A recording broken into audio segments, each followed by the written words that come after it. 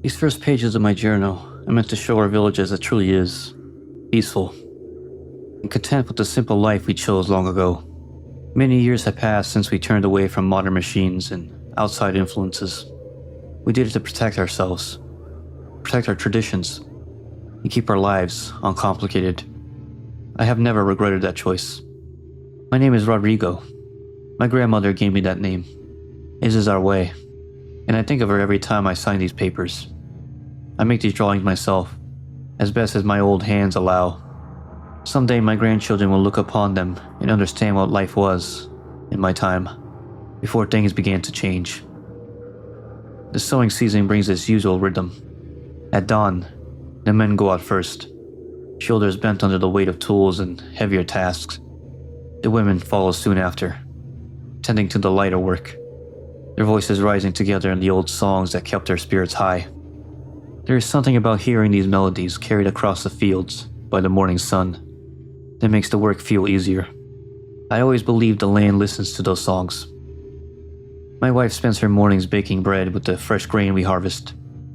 The smell alone is enough to pull me back home after a long day. She says the bread is the heart of the house, and I cannot disagree. As I watch the crops grow, I often find myself comparing them to our children. Both need patience and careful tending. If we plant with hope and raise them with love, then all will be fertile, earth and family alike. The older children have their chores in the barn. They raise the chickens, feed the calves, and learn the value of steady hands. Earlier today, I saw a young boy helping with milking. He spilled more than he saved, but he laughed, and so did I. That is how we all learn. Most of us in the village share blood in one way or another. Perhaps that is why the bond between us feels so natural, so unspoken. When someone needs help, the rest of us simply step forward. No hesitation. It is how it's always been. It is how it should remain. I write these things down so I will not forget them, and so my grandchildren will know the village as I knew it, before the first shadow fell. Today was a holiday of St. Aldara, when work pauses and every household prepares something special to share. At midday, my old friend Mateo invited me to lunch. His wife serves soup thick with vegetables from the garden, and fresh goat cheese that tasted of spring grass. The table was full, and the house was loud with children, just as a holiday should be. Mateo could hardly contain his excitement. He had been given a new job assignment, assisting with the excavations up near the castle. He spoke of it with such a pride that I could not bring myself to temper his enthusiasm, though part of me wished to. I had never trusted the activity around the castle, not with the new overseers and their strange schedules. Still, seeing the light in Mateo's eyes reminded me that honest men had always sought honest work. While the children played in the courtyard, Mateo's father asked me to tell them a story of the first castellan, as I often do. It is a tale told by the elders to the young, while their parents worked in the fields. I have told the story so many times that the words fall into place, like stones in an old road. The first castellan, our folk hero, was a man of stern virtue. He carried a blade not for conquest, but for protection. When evildoers came to disturb the peace of our village generations ago, he met them head on and drove them away. Some accounts say he slew 100 men in a single night. Others say he stared down a demon and came in the form of a wolf. Whatever the truth may be, the legend lives on because he stood for us. He defended our land, our people, our way of life. As I spoke, the children listened with wide eyes, clutching their little cups of milk. It warmed something in me to see the story still had power, that old ways still speak. But my respect for the first castellan does not extend to the present one. Ramón Salazar. Even writing his name leaves bitterness in my mouth. He is but a child in appearance, yet there is something ancient and cold behind his eyes. The villagers whisper that his family made strange pacts long ago, and I cannot dismiss such talk as superstition. The old blood carries old burdens. Where the first castellan protected us, Ramón cloisters himself within the walls, surrounded by his robed attendants and their strange rituals. He sends orders but never explanations. He changes traditions that have stood longer than any living man. His voice, whenever he spoke to the villagers, never once carried warmth. As I walked home after lunch, I found myself thinking of Mateo's new job once more. He is a good man, with a good family, and I prayed that whatever he helps uncover in those excavations brings him pride, not danger. The castle's shadows grow longer each year. I can feel it. I hope I am wrong. Truly I do. But something stirs beneath our soil, and I fear it is not the spirit of the first castellan who watches over us. The harvest season is nearly upon us, our busiest and most cherished time of the year. Every family in the village prepares for it, months in advance. For the fruits of our labor will not only feed us through the colder seasons, but also grant us what little luxury and necessity the outside towns can provide. I walked the fields today, feeling the weight of the sun on my shoulders and the scent of ripe grain rising from the earth. It is during these moments that I can feel closest to my grandfather, who taught me that a village is not merely a place, but a living thing. And like any living thing, it must be tended to with patience and care. The whole village shares this belief. Even Small's hands help during the harvest. I watch the older children stack baskets by the road, and the younger ones carry stray stalks of wheat, their little fingers working with more determination than accuracy. Laughter carried across the fields, mixing with the rustling of the wind through the tall grass. This year's yield is plentiful, more than we could ever consume ourselves. It is a blessing, though one that comes with much work. We spent the morning loading the wagons and preparing the old trucks for the journey to the market. These trucks are the only remnants of modernity we still cling to. Loud, stubborn machines, always smelling of oil and rattling like they might fall apart any moment. And yet, without them, our harvest will never leave these mountains. Gasoline is one of the few things we must still buy from the outside world. That and the occasional replacement parts for the trucks. I watched Mateo and the other men siphon the last of our fuel into the engines, joking the machines drink more greedily than the cattle. Their laughter masked the truth we all understood. Fuel is expensive. The journey to the market is long. We rely on the harvest to bring back enough profit to keep the cycle going. As we worked, I noticed how unified we had become during these seasons. Every hand, every back, every voice contributed. Even the elders, who cannot lift heavy sacks, sit in the shade weaving straw mats or mending clothes for the workers. It is during the harvest that our village feels most like a single beating heart. And yet, as I watched the trucks being loaded, I felt a flicker of concern, an unease I cannot name. Perhaps it is simply the stress of the season, or perhaps it is something deeper. Ever since the activity at the castle increased, ever since Mateo began his new job, I felt the edges of our peaceful life begin to fray. But I must focus on the work before me. The harvest waits for no man, not even one troubled by the shadows on the horizon. Tomorrow we send the trucks to market. I pray for safe travels, fair prices, and the return of our men before nightfall. Today should have been a day of joy. The harvest festival is one of our most cherished traditions. Perhaps the only time of year when every man, woman, and child is set aside their work and gather as one people. For as long as I can remember, the festival has been a symbol of renewal, a reminder that hard labor yields not only sustenance, but moments of light that make the toil worthwhile. The square was already decorated by morning, with garlands of dried flowers and ribbons strung between the old pillars. The air smelled of fresh bread and roasted peppers from the communal ovens. I saw children weaving between the tables, their hands sticky with honey cakes, their voices echoing with laughter. Someone uncorked a barrel of the previous year's wine, and the scent drifted across the crowd like a warm blanket. Don Estevio brought out his cold acoustic guitar, its surface worn smooth by decades of songs, and began to play. The melody was one I knew since childhood, passed through the generations. People swayed to the rhythm, and some began to dance, their boots tapping softly against the sun-baked earth. Others took to reciting poetry, as custom dictates. Verses about the strength of the earth, the wisdom of our ancestors, and the blessings of the season. Yet, something was different. It began as a faint feeling, barely noticeable. A presence missing from the celebration center. Torres Menendez, a village chief, and our priest, was nowhere to be seen. At first I thought perhaps I had simply overlooked him in the crowd. Menendez is a tall man, impossible to miss. But these gatherings can be crowded, and I assumed he was merely attending to some elders or blessing the tables, as he had always done. But as the hours passed, his absence became more apparent. Mothers whispered. Older men exchanged glances. Even the children eventually noticed that the towering figure, who usually lifted them onto his shoulders, or blessed their foreheads with ash, had not appeared. Without him, the festival felt incomplete. Still, I chose not to dwell on it. It is not my place to question the chief's duties, especially when he is our priest. The church had been busy of late. More visitors, more activity near the castle, more sermons held quietly behind closed doors. I convinced myself that Menendez must be attending to something important, some matter of fate or leadership beyond our understanding. And so the festival continued. We ate, drank, and danced. Beneath the joy, an undercurrent of unease wove through the crowd.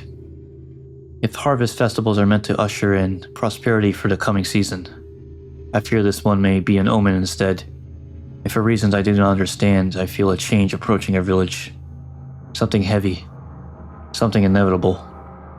But for now, I will keep these thoughts to myself and hope that tomorrow brings clarity in the return of our chief. The morning after the festival, life returned to its familiar rhythm. Though something in the air felt slightly tilted, as if the village itself sensed an approaching storm. A routine is our way, the thread that binds us, so the villagers step back into their work with the same steadfast purpose, as always. At sunrise, the children and a few younger women gathered at the chicken coops. The hens were restless, fluttering their wings more than usual, but the children managed to collect the eggs without too much fuss. I watched them carefully place each egg into woven baskets lined with straw. The hens clucked in a strange cadence, one I could not place, perhaps simply the echo of leftover festival noise. Others left for the river, nets slung over their shoulders. I joined them briefly, watching as they cast their nets into the cool, clear water. The fish seemed quick today, darting away and forcing the men to adjust their throws. Still, a good number were caught, silver bodies flashing in the morning light as they were tossed into the wooden pails. Still others made their way into the woods to gather nuts and forage for berries. The forest is generous this time of year. The trees heavy with what our people need to carry us through the winter. Each villager returned with a bag or satchels filled to the brim. Our square soon began to resemble a harvest scene all over again, though far quieter than the day before. Once all the morning tasks were done, the men assembled to load the horse-drawn wagon. We stacked crates of dry corn, sacks of grain, and jars of preserved vegetables. The wagon is vital. It ensures that every household remains stocked, especially those living farther from the village center. My brother Mateo arrived just before noon to take the reins. He lives with his wife and two small children near the outskirts, where the land slopes gently into the woods. He swung down from the saddle and greeted me with that familiar smile of his, one that had always made him seem younger than he was. We talked briefly as we secured the last of the crates. His children peeked from behind him, shy but curious. I ruffled their hair before they hid behind his coat again. Before he set off, I leaned close and reminded him, "Be sure that you and your family attend the church service on Sunday. Father Menendez has prepared an important sermon." Mateo nodded, though something tight flickered across his expression. Perhaps he sensed the unease that had been gnawing at me. Still, he reassured me that he would be there. He snapped the reins. The horse snorted, pulling the wagon forward. I watched them disappear down the dirt path, dust rising in their wake. The village resumed its quiet, pulse work. Yet beneath it all, I felt a stillness that did not belong to us. Father Menendez had always been a pillar of the community, a stern but steady guide. And yet, I cannot shake the feeling that this Sunday's sermon will mark the beginning of something none of us are prepared for. I pray I am wrong. Today was the long-awaited sermon from Father Menendez. The bell tolled slowly. His deep voice rolled across the rooftops like sermons from heaven itself. We entered in orderly rows, families holding hands, elders leaning on cane or kin, children shushed into reverence. But when Father Menendez took his place at the altar, he did not speak for long. His voice carried the weight of something solemn, something ancient. And then he stepped aside. A stranger emerged from the shadows. He was tall, robed, and composed in a way that drew the eye and refused to let go. Osmund Saddler, he called himself. Though even before he spoke his name, I sensed the congregation had already accepted him. There was a calm radiance around him, something that smoothed and commanded all at once. His presence settled over us like a warm cloak. Saddler spoke of truths forgotten, of a path towards unity and salvation. He told stories, not the old tales of our grandparents, but new ones, woven with marvels and revelations. Stories of a sacred lineage, or a purpose greater than any of us. Stories of a cleansing that would free us from the burdens of sin, sorrow, and suffering. The villagers hung on his every word. Even I felt something stir inside me. A lightness, as if I had been carrying a weight I had never noticed, until he promised to lift it. Then he spoke of ritual. A cleansing of the blood, he said. A purification. A way to save our souls and join together as one people, under the guidance of Los Iluminados. Men and women stepped forward willingly, eagerly. One by one they received an injection of a strange substance.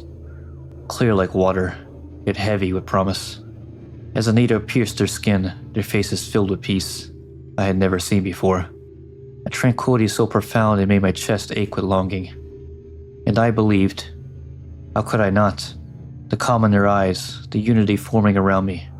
It felt like the first breath after years underwater. When the ceremony ended and the crowd began to filter out into the afternoon sun, I joined another villager for lunch. He had not participated in the ritual. He watched the others with a glare so sharp it was almost painful to look at. When he spoke of Saddler and the cult, his voice was thick with anger, and fear too, though he tried to hide it. He called the ritual dangerous. He muttered curses under his breath, recalling dark stories from his youth. Warnings, he said, about men who came preaching salvation, but delivered only ruin. I listened, but to me his rage only proved Saddler's point. Those who resist the truth cannot find happiness. They cling to their misery as if it were a birthright. I tried to reassure him. I told him he could still join us, that Los Iluminados offered protection, unity, and purpose. But he refused, pounding his fist on the table hard enough to rattle the plates. As I watched him, I could not help but feel pity. He was trapped in his bitterness, blind to the peace that had settled over the others, blind to the gift we had been offered. If only he could see what we had seen in the church today. If only he could understand that none of us will be truly complete until all are united under Saddler's guiding light. Perhaps in time he will come to his senses. For his own sake, I hope. The change in the village had become unmistakable. Those who took the ritual now walk with a serenity so complete, so absolute, that it fills every corner of our days. Their voices are calm, their steps assured, their eyes reflecting the same quiet purpose. It is as if a veil has been lifted from their hearts, revealing the truth that had always been waiting beneath. Naturally, those who care for their families have begun urging, helping, their loved ones to undergo the ritual as well. Some resist at first, frightened or confused, but only because they cannot see the joy that awaits them on the other side. And when their families insist, gently or firmly, that they join, it is not cruelty but love. A parent insisting their child take bitter medicine to survive. A spouse guiding their partner toward the light. I see now that this is not division. It is healing. A return to unity far deeper than blood ties I once wrote about. Today my brother was brought before the congregation. They said he had refused again and again to take part in the ritual, even as his own wife pleaded with him. They said he had grown angry, shouting that the village had become bewitched, that something unnatural was happening within our walls. His fear had grown into defiance. As they led him forward, his eyes followed mine. "Rodrigo," he cried, "help me, please. Don't let them do this." For a heartbeat, I felt the echo of an old life, one where the fear disguised itself as concern, where tradition bound us tightly enough to confuse us into thinking we were whole. But then I looked around, at the peaceful faces of my neighbors, their calm assurance, at the steady hands guiding my brother towards salvation, at the future that Saddler promised us. And I understood. To save him, I could not intervene. Intervention would be abandonment. And so I stood firm, meeting his desperate gaze with a calm I never knew before. I told him quietly, but with conviction, that this was necessary, that soon he would understand, and that the fear he felt now would be washed away like dust in the rain. He cried out again, but his voice no longer reached me. The ceremony continued without my interference, as it must. Later, after that evening meal, I sought out Father Menendez and Prophet Saddler to speak of my brother's wife and children. I told them that I wished to ensure that they too received the ritual, that they not be left behind in fear or ignorance. Both men nodded in agreement. Father Menendez placed a heavy, reassuring hand on my shoulder. Saddler smiled in that calm, knowing way of his. They told me that it was not only right, but essential. That families must be whole if our village is to be whole. I left them with a heart unburdened. Once I had believed our village was united simply by blood and labor. Now I see that it was only the surface. True unity comes from the ritual. Soon my brother will understand. Soon his eyes will open and he will be grateful. And when all of us are connected, every voice, every heartbeat, we will finally be a family we were always meant to be. Today we were gathered again in the church, the air warm with incense and lingering hush that follows completion of the ritual. One by one, families who had resisted now sat among us, faces softened, brows unknotted. I felt pride swell in my chest. The village at last moves in one direction, one purpose. But then Saddler and Father Menendez spoke of a tale, one we all knew since childhood. The story of the first Castellan. I remember hearing the tale while sitting at my grandmother's knee, tracing my fingers of the worn drawings she had kept in her chest. The first Castellan, the hero who had defended our ancestors from wickedness, the man who had kept order and safeguarded our way of life.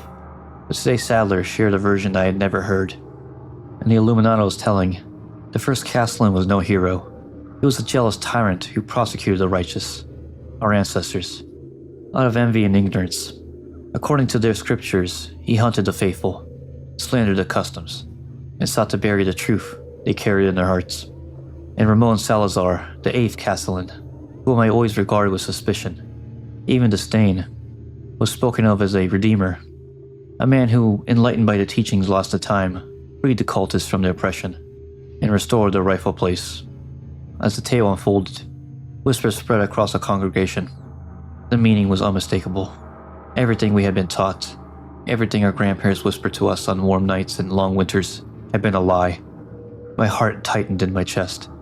I thought of the stories passed down in my family, of my grandmother's voice as she praised the first Castellan's courage, and my father's reverence of our lineage and traditions, of the pride we placed in being caretakers of the truth about our village and its protectors. To think they believed a falsehood, to think I believed one. A sick feeling curled in my stomach. Saddler spoke gently as he explained that this deception was not our ancestors' fault. They had been manipulated by the Castellans who controlled the records, twisting events to serve their image. The truth, he said, had survived only in whispers and hidden texts, held safe until the prophet came to reveal it. The congregation nodded in acceptance, but I sat frozen. What else had been twisted? Which memories? Which stories?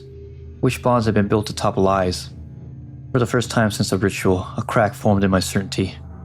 Not a doubt in Saddler or the Iluminados, but a deep, sorrowful ache for the generations who believed they were honoring one truth while unknowingly hiding another.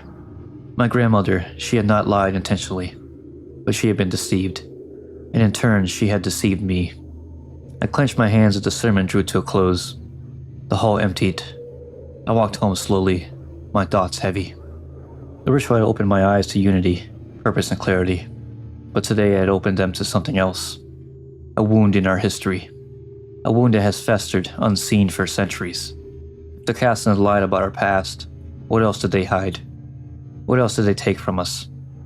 The Iluminados say we are reclaiming what is rightfully ours, and for the first time I understand the depth, what that means. The days following the ritual had taken on a strange quiet. The village moves as one, yet something feels misaligned. At first I thought it was simply solemnity of accepting new truths about our past, but now I know it's something else entirely. People had begun to fall ill. It started subtly, with dizziness, with fatigue, with a faint trembling in the hands. I noticed my wife coughing 2 nights ago. A small thing, I thought, a bit of smoke from the heart. But the coughing did not leave her. Instead, it burrowed deeper. Tonight, as we sat at the table for our supper, our daughter dropped her spoon. It clattered against the wood. a sound that seemed louder than it should have been. When I looked up, she was staring at nothing, her pupils wide, chest heaving. Then her body convulsed. Her arms jerked violently, legs kicking out as if some unseen force was controlling her. The chair tipped over and she struck the floor. My wife cried out her name, but God forgive me, I froze. I watched as her spine bent sharply, as her limbs twisted against themselves, as her mouth foamed and her eyes rolled back. And then she went still. Her body, our child, lay limp on the ground. My wife knelt beside her, but she did not scream or weep. She touched our daughter's face with a hand that did not tremble. I waited for grief to come flooding into my chest, to tear me open as any father should. But I felt nothing. Not sorrow, rage, or even disbelief. This troubled me more deeply than her death itself. I stared at her small, lifeless form. A new sensation crept into my skull. A sharp, splitting pressure, as though my bones were attempting to part ways. Heat coursed through my veins, thick and searing. I pressed my palms to my temples, trying to hold everything inside my head before it burst. The pain drove curses from my mouth. Ugly ones, violent ones. Words I had not spoken since I was a reckless young man. Hearing them spill out of me felt foreign, like my tongue belonged to someone else. Unable to stay still, I staggered out of the house and ran to my brother's home on the outskirts. I found him in the doorway, hunched over, rushing blood onto the earth. His hands shook violently as he gripped the frame for balance.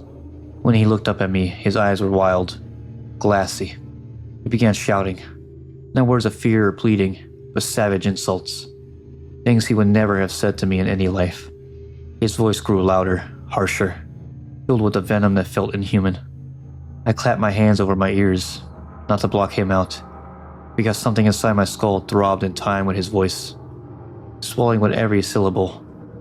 The heat in my blood intensified, pulsing against my skin like molten iron. I do not know how long I stood there, listening to my brother's agony, feeling my own mind fray at the edges. But as the pain eased, one thought remained. This is no ordinary sickness.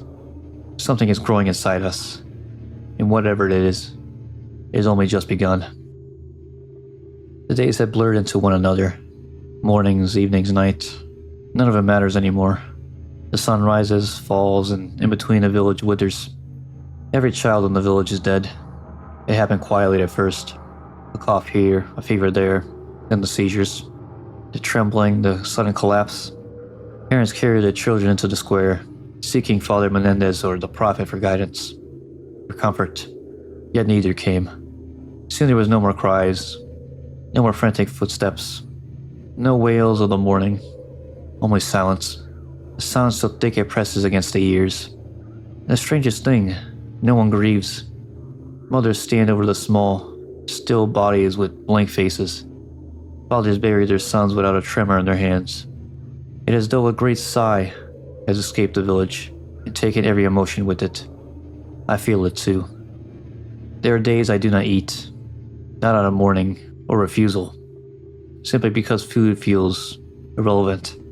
My body moves without guidance, gathering me among the dirt paths from house to house. I see the villagers doing the same, wandering, staring, muttering to themselves like sleepwalkers. Sometimes I murmur nonsense under my breath. Other times vulgar words spill out with no purpose. I catch myself cursing at the walls, at the sky, at nothing. When I realize what I'm doing, I do not stop. I cannot. And then I return to my bed and lie there, staring at the ceiling until sleep takes me again. But even sleep does not help. When I wake, my body feels heavier, my mind foggier, as though something is slowly hollowing me out. Today the sickness reached a new stage. It began with the burning in my throat, a sudden sharp heat that made me gag. Then came the taste of iron. I leaned over the basin and retched, and a stream of blood spilled from my mouth. It spattered against the water, dark and swirling, and for a moment I felt a surge of panic. But it vanished just as quickly as it came, washed away by a strange emptiness that now lives inside me.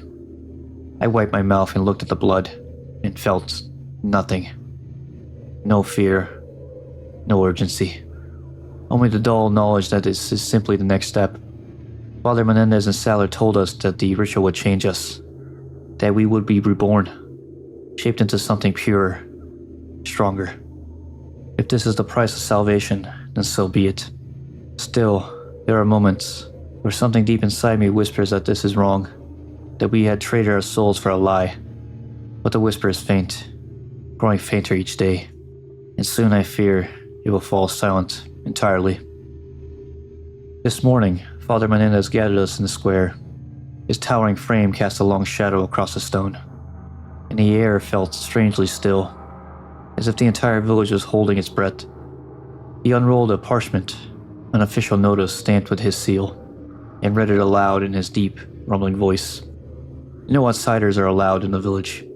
They threaten the prophet's sacred mission. They must not be permitted to interfere. Simple words. But to us, those who had taken the blood-cleansing ritual, who felt the slow burning of certainty of Saddler's blessing, it carried another meaning entirely. A command. A duty. We exchanged glances, nodding, understanding without discussion. Outsiders do not share our purity. They had not opened themselves to the enlightenment of the Los Iluminados. Their presence could disrupt the transformations, threaten our prophet's life, and so naturally they must not be allowed to enter, or to leave. I felt no hesitation when the meaning settled in my mind. No dread. No moral questioning, as I might have once in another lifetime. Before the ritual, before the voice of the prophet wrapped itself around my thoughts like a warm hand, instead there was clarity, even pride. I returned home and sharpened the sickle I once used for the harvest. My wife was tending to her chores in silence, but when she saw what I was doing, she simply nodded, as though this was no different from preparing tools for the fields. The villagers walked with a new determination today. The fog of sickness still clinged to many of us, but beneath it was something stronger, an unwavering conviction that we must protect something sacred. Strangers are a danger to the prophet. Strangers are a danger to all of us. It is our responsibility as the faithful, as the enlightened, to protect Saddler's teachings from contamination. And so we will, even if that means blood must be spilled. For the first time since the ritual, I feel something again. Not grief or fear, purpose. Today something extraordinary happened. Something holy. Word swept through the village that one of our own had suffered a violent convulsion outside his home. By the time I reached the scene, several villagers had gathered around the collapsed man. At first I thought it was another seizure like the ones that had took the children, or struck my brother. But this was different. Profoundly different. The man's neck had split open, cleanly, almost deliberately, and his head had separated from his body. For a moment I felt the faint memory of horror trying to surface, but it dissolved as quickly as it came, washed away beneath the rising tide of awe. From the torn flesh, a shape emerged. A form I had glimpsed only in the prophet's teachings, drawn in sacred scripture and whispered about in ritual. A plaga, a living parasite, a holy vessel. Its tendrils flexed in the sunlight, as though tasting the air, and every villager around me fell silent. Not out of fear, but reverence. Even without words, we all understood. This was no tragedy, no abomination. This was a miracle. A sign that the Prophet Saddler's work was progressing exactly as he promised. A sign that the old flesh, the sinful flesh, was being shed to reveal the truth beneath. I sketched the scene in my final page of my journal. The broken body, the plaga rising from it like a serpent, of revelation. My hand did not tremble. In fact, I felt guided, as though Saddler himself were guiding my strokes. We were changing. We were becoming. I feel the Prophet's will taking hold of our minds, our bodies, our very souls, and now seeing this wondrous transformation with my own eyes, I feel my gratitude. What comes next? What purpose will we serve? What new traits will the Prophet reveal to us? I do not know, but I wait eagerly for Saddler's next instructions. For when he speaks, we will listen, and we will obey.